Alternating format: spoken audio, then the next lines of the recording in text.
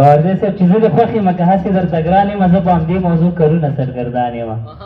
چې زه د خوښې یم که هسې درته ګران یم زه په همدې موضوع کلونه سرګردان یم راځه ژوندی مې په دیدن که ماته ژوند راکړه راځه ژوندی مې په دیدن که ماته ژوند راکړه بغیر له تا په زندګۍ باندې شپېمان یم ما په ژوندوني ولیده کو د تا ما په ژوندوني ولیده کو د تا د یار کافرې شونډې سره کو د تا